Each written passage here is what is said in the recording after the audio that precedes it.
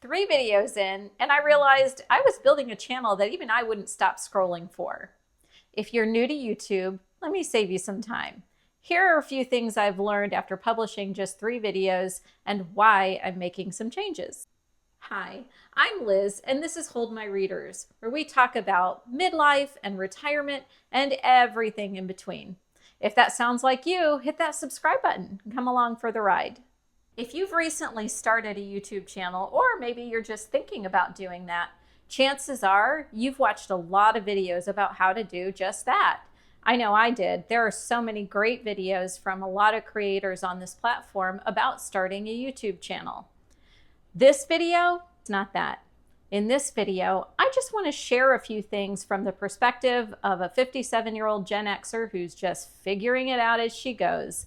I want to share some of the bumps I've experienced along this road already and share about why and how I'm going to change things up moving forward. All 3 of the things that I want to share with you today are important. I don't think one is more important than the other. So as we go, just take them as you will, and I hope that some of these help you. Okay. So the first thing I want to share with you is to be flexible and don't be afraid to change directions. It's very easy to get stuck on one path when you have something in your head. If you're like me, I'm a planner. I'm somebody who likes to know the ABCs and 1, 2, 3s and do things in a certain way. Well, that can be not a very good thing when you're starting a YouTube channel, because the things that you have in your head rarely are going to come through on your first few videos, at the very least. From what I understand, I should expect it to be that way for the first 50 or 100 videos. So you have to be open to change and looking at different ways to do things and being a little bit critical of yourself. And I don't mean that in a negative way, but being able to look at what you're producing with an open mind to say, wow, that's really working, or, oh my gosh, it really is not. And that's kind of where I've been in this process. My first 3 videos, as I watched them back, I realized they just didn't sound like me. They weren't bad. Well, the lighting sucks and the editing could use a little work, but overall, from my perspective, I think that I did an okay job with those. I'm not upset about how those turned out. But the thing is, when I watched those back, those were the work Liz. That wasn't the me. And so that was a problem, because I want this channel to be reflective of Liz the person and not Liz at work. Does that make sense? And that's not to say that my work persona isn't an authentic persona. Of course it is. But in the work environment, you have very structured tendencies and you want to get things done efficiently and do things the right way, and you have processes for things. And this channel, I don't want that to be that. I want to be a space for creative expression and a space to really connect with those who are watching the videos and create an engaged community. So as I watched those first 3 videos back, I was like, no, we need to make a change. So that's the first big point that I want to share with you. Be flexible and be open to making a change when that's necessary. I think showing up as your authentic self is a really good thing here on this platform, and it feels really good too. The second piece of advice that I'd like to give you is, don't try to make sure everything is perfect right from the beginning. Just do it.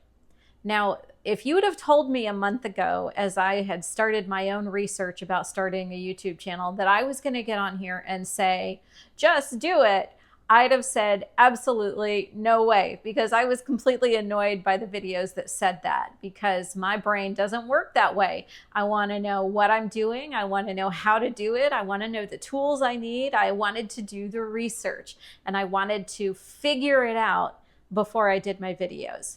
That's a big mistake. Now, I'm not going to say that you shouldn't do any research. I'm a big fan of kind of knowing the basics before you just jump in. And I would do that, know what gear you're going to use, whether that's your phone or another camera maybe you already have. Think about your lighting. Think about what basic editing skills do you have, if any. And if you don't, how are you going to get your videos from your camera or your phone uploaded to YouTube? So you do have to have some basics.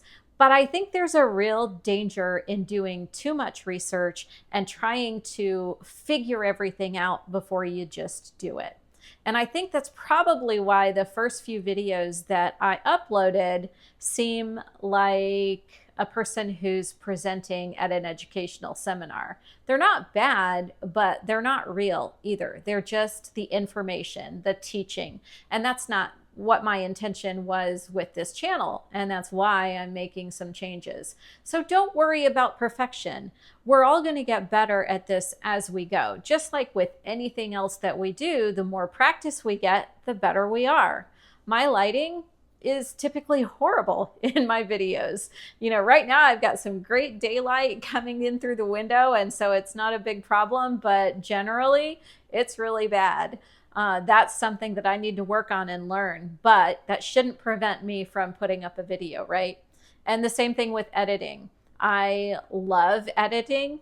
I'm learning and it's a lot of fun, but it does take time to get to any of the fancy stuff. So I can put the clips together and I can take out the pauses and the ums and the ahs and things like that, but it takes a little bit of skill to do anything more with your videos if that's what you want to do.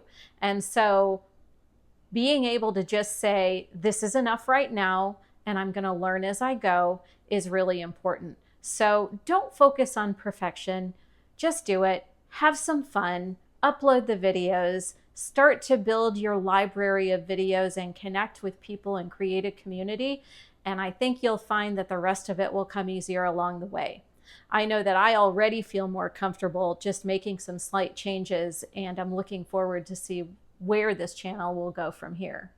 So I'll share one more piece of advice here in this video. And honestly, there's a lot more I could share, but I think these are the three most important things I've learned so far that I think will help any new YouTuber who's starting a new channel.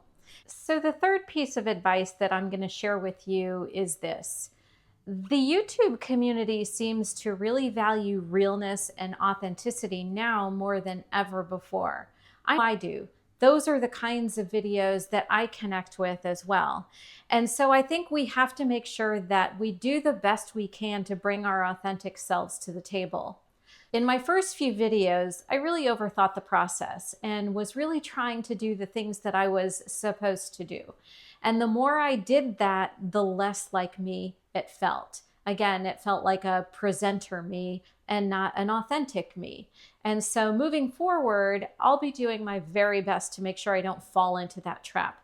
It's a little against my nature. I really enjoy being prepared and I like writing out the scripts, but that's going to have to change. Instead of scripts, I'll be doing bullet pointed guidelines for me to make sure that I can follow the points that I want to make, but not fall into the trap of just reading a script. I want to share me with you. And so I hope that's what comes across as I make these changes in creating my videos. And I hope that this video is helpful to you too, in helping you to realize that just who you are is enough. You don't have to be somebody else. You don't have to put on a show. I think most of us just want to find other people on this platform that we connect to.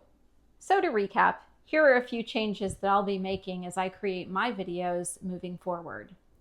Less overthinking it and more just showing up and being myself. I think that's the biggest part, just showing up and being myself and not worrying about all of the have-tos and things that I should do. I'll be loosening up the structure a bit. So instead of reading a script, you'll find me just talking to you and just saying what's on my mind as I go. I think that'll be a better format for me as it relates to the creative expression that I want to have on this platform. And I think it'll create more conversations that you'll want to be engaged in. And that leads into the next point, and that's prioritizing connection over perfection. I really don't need to have all the ABCs and 1, 2, 3s sitting like little ducks in a row. We can just wing it sometimes and go with the flow, delivering what people want to hear. And we'll know that by the engagement we have in the comments. So if you have feedback about all of this, please do drop it below. I will read all of the comments and would love to create some conversations surrounding this topic with you. I'll also be leaning into topics that are important to me, things that I feel passionate about, and not talking about just the things that I should talk about. And that's not to say that I won't do any type of teaching videos. I'm sure I will. There are things that I think can be helpful to other people that I know. And so in those instances, we will have those types of videos. But I'll also be experimenting with all kinds of videos to see what works best for me and what works best for you. And hopefully that will make it easier for you to engage with me, because what I'm hoping to build here is a community of like-minded people who support each other, who laugh together, who share their stories and share their experiences. At the end of the day, I started Hold My Readers because I wanted a space where Gen X women of any age actually, could go to find real talk and real solutions for life.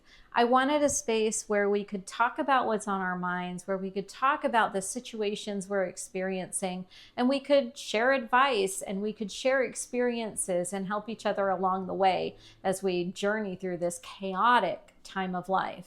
My goal isn't to crack the YouTube code or go viral with every video. Do I want to monetize the channel? You know, if that happens, that's great. I wouldn't say no, but that's not the point. The point here is to build a community of like-minded people who are going through the same things that I am and just trying to figure it out. So if that sounds like you, please hit the subscribe button and turn on notifications so you can be alerted when any new video comes up. I really would like to have you along on the journey, and I want to hear more about your experiences in midlife. What are the things that are most important to you, and what conversations do you want to have? Put those down in the comments below. I'll be reading every comment and responding as well. I want this channel to feel like the conversation that you'd have with a friend who really gets it. So here's me hitting the reset button. Is there an easy button for that? Maybe not.